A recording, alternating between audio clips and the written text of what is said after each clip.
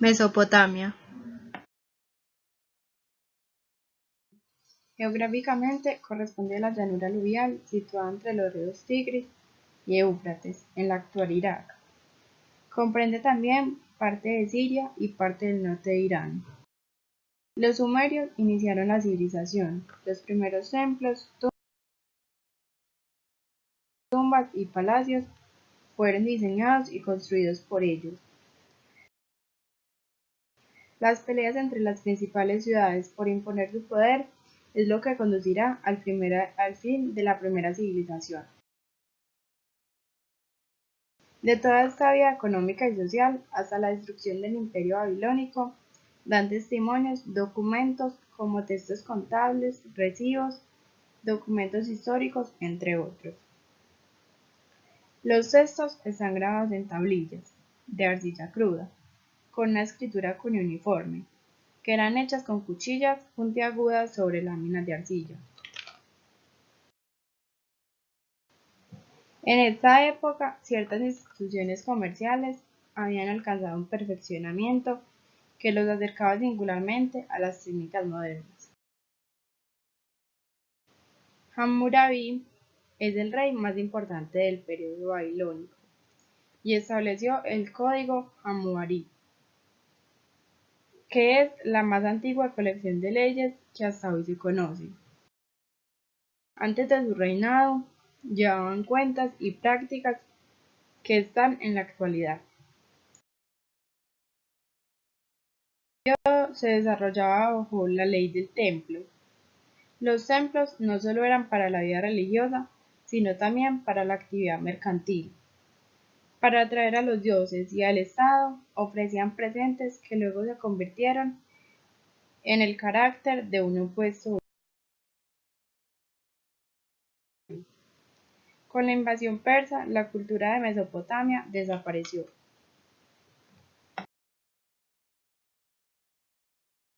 Egipto.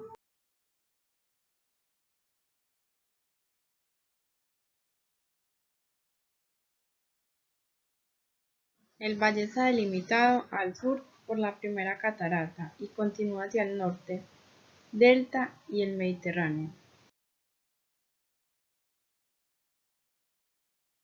Tenían una estructura administrativa compleja. Las entregas al tesoro eran en especie o en dinero. Las cuentas de los templos y los textos administrativos estaban escritos en jeroglíficos. Era una estructura de una manera cursiva. Se encuentran los documentos contables de todos los tiempos redactados por los escribas. La contabilidad era necesaria para la administración de las haciendas, el tesoro público y en los templos.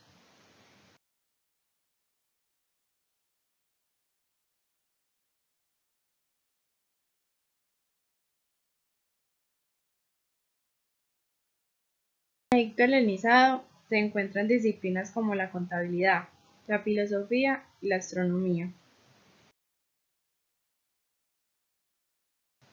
En Egipto faraónico, las cuentas de los babilónicos eran perfectas. Las tablillas mesopotámicas simplificaban los asientos de clasificación como si fuera un libro de contabilidad de hojas cambiables. Se destaca por la agricultura, centrada en los cultivos de cebada y legumbres, y en la crianza de cerdos, ovejas y cabras, esto para mantener la población. Los campesinos se ocupaban en la construcción de las pirámides y los palacios, los cuales pertenecían al faraón y a los templos. Grecia. La civilización griega surgió en la zona oriental del mar Mediterráneo y se extendió por la península de los Balcanes, la isla del mar Egeo y las costas occidentales de Asia Menor. Los principales banqueros fueron sacerdotes y los bancos eran los templos.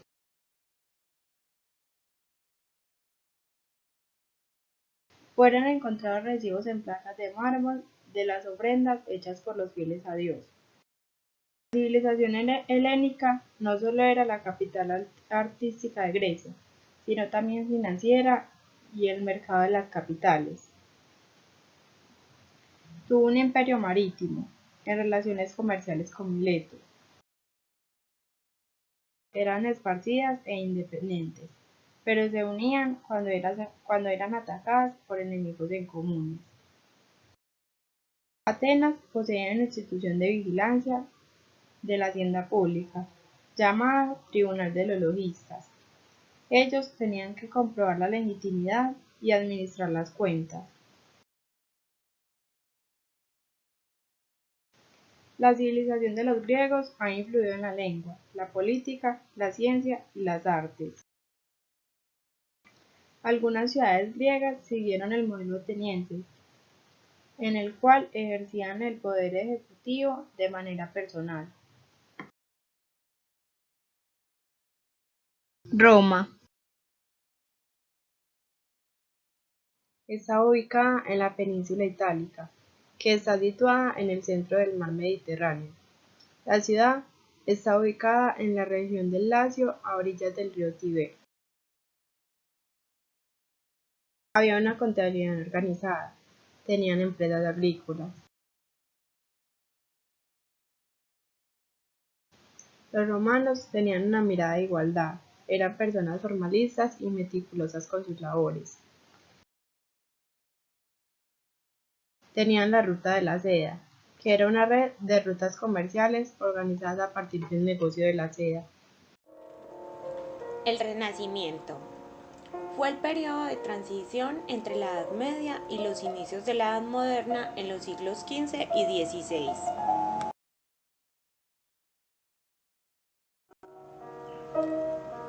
En el mundo ya las civilizaciones se encontraban en desarrollo y crecimiento.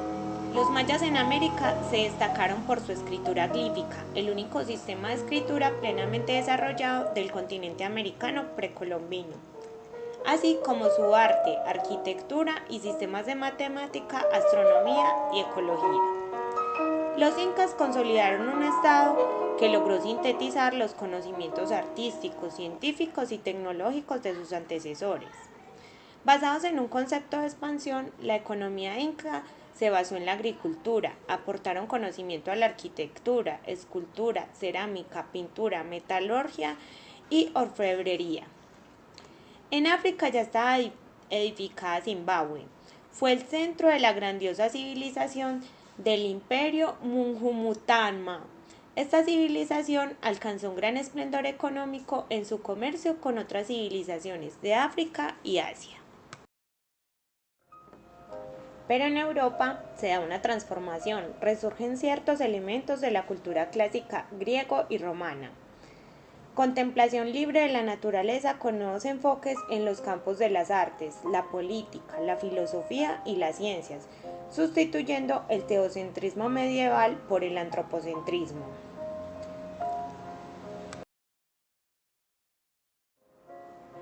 Se presentan cambios.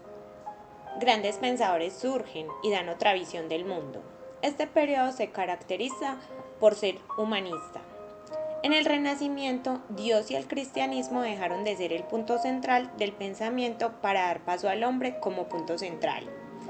El humanismo es el sistema de creencias centrado en el principio de que las necesidades de la sensibilidad y de la inteligencia humana pueden satisfacerse sin tener que aceptar la existencia de Dios y la predicación de religiones. Se fortalece el arte y la sensibilidad. Además, Nicolás Copérnico habla sobre la teoría heliocéntrica. A Copérnico se le considera el fundador de la astronomía moderna, fundamental en la revolución científica del Renacimiento. Nicolás Copérnico es conocido por su teoría heliocéntrica, que había sido descrita ya por Aristarco de Samos, según el cual el Sol se encontraba en el centro del universo y la Tierra, que giraba una vez al día sobre su eje, contemplaba cada año una vuelta alrededor de él.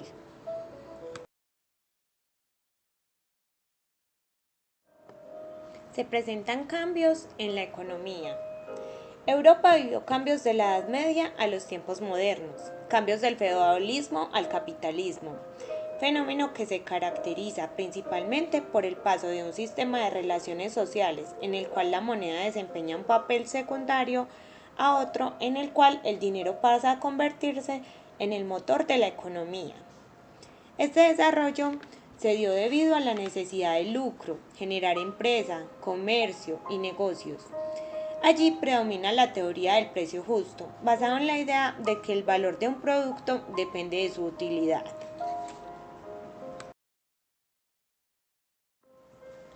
Como antes mencioné, el Renacimiento es el surgimiento de grandes pensadores. Leonardo da Vinci fue un pintor, anatomista, arquitecto, paleontólogo, artista, botánico, científico, escritor, escultor, filósofo, ingeniero, inventor, músico, poeta y urbanista. Su asociación histórica más famosa es la pintura, siendo dos de sus obras más célebres La Mona Lisa y La Última Cena. Nicolás Maquiavelo fue un diplomático, funcionario, filósofo, político y escritor italiano, considerado padre de la ciencia política moderna. Gerolamo Cardano fue un médico, además de un matemático italiano del Renacimiento, astrólogo y un estudioso del azar. Pacioli estuvo en contacto con numerosos artistas de la época como Leonardo da Vinci y León Battista.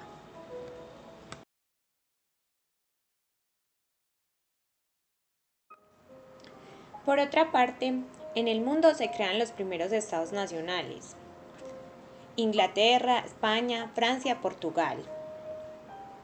España se consolida como un imperio e inicia descubrimientos de la India, de civilizaciones americanas y crea un proyecto cristiano. Francia va desplazando poderes y propone que las ramas legislativas sean elegidas por el pueblo. Entonces la Iglesia se va debilitando.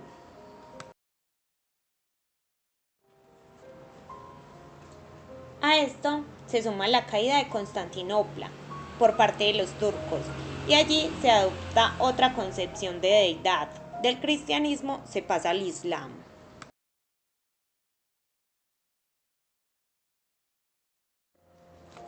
También pensadores de la época se rebelan contra la Iglesia, ya que observan injusticias.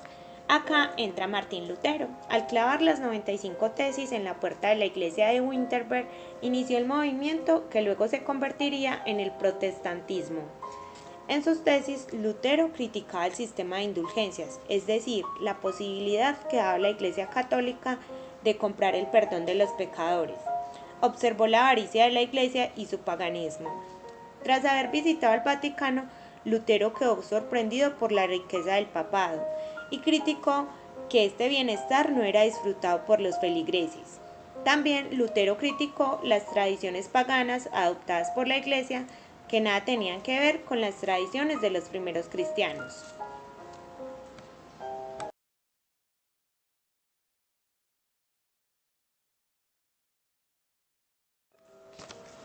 Martín Lutero se vio favorecido con el desarrollo de la imprenta, y surge aquí el punto de contacto con la contabilidad, que también se ve favorecida por la misma, ya que gracias a la imprenta y el estudio de Pacioli, quien estaba muy interesado en las matemáticas y las consideraba la suma de varios elementos de aritmética, geometría, astrología, música, perspectiva y arquitectura. En su vida se dedicó a publicar varios libros, como La Divina Proporción, en los que aborda temas como la geometría usada por los artistas de su época, entre los que se encuentra Leonardo da Vinci, con quien alcanzó a trabajar. En la publicación Summa de Aritmetica, Geometria Proportioni et Proportionalita, analiza el uso de la partida doble por los contadores venecianos. No es que Pacioli inventara este método, pero sí lo documentó y añadió elementos para perfeccionarlo.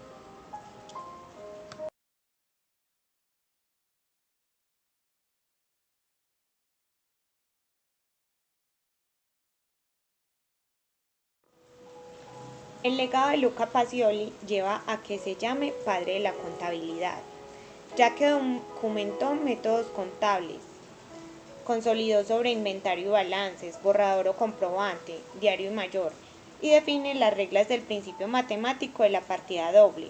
No hay deudor sin acreedor. La suma que se adeuda a una o varias cuentas ha de ser igual a lo que se abona. Todo el que recibe debe a la persona que da o entrega. Todo valor que ingresa es deudor y todo valor que sale es acreedor. Toda pérdida es deudora y toda ganancia es acreedora.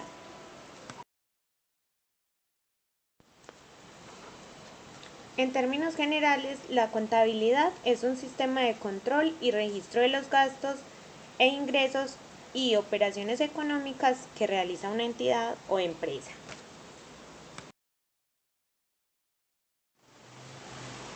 La partida doble se basa en que todo hecho económico tiene origen en otro hecho de igual valor pero de naturaleza contraria. Por ejemplo, cuando se presta dinero, el que recibe debe y el que entrega tiene. Las cosas no surgen de la nada. Cada valor es el resultado de una acción u hecho económico. El pensamiento contable se formó por etapas, denominadas escuelas, y se denominaron así por dar un nombre al conjunto de características propias de un periodo de tiempo. El periodo empírico abarca desde los primeros registros contables hasta el siglo XIII. A esta se le conoce también como la primera etapa del pensamiento contable. La segunda corresponde a la aparición de la partida doble. En la tercera se difunde y se amplía la literatura.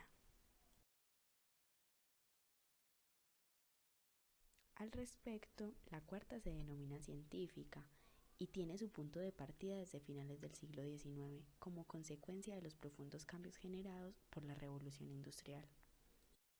Al respecto, la cuarta se denomina científica y tiene su punto de partida desde finales del siglo XIX, como consecuencia de los profundos cambios generados por la revolución industrial. Luego de la Segunda Guerra Mundial, la contabilidad toma un rol diferente. Se busca la utilidad de la información para la toma de decisiones y entra en el tortuoso camino del paradigma de la utilidad. La Gran Depresión de los años 30, así como la consiguiente reforma y reordenación organizativa y, especialmente legal, acometida en los mercados de valores estadounidenses, fueron los factores que ocasionaron que se pensara en la atención hacia los usuarios de la información financiera y sus necesidades de información. Durante la década de los 60 surge el paradigma de utilidad de la información, que orienta el contenido que su principal requerimiento es el apoyo informativo adecuado a la toma de decisiones.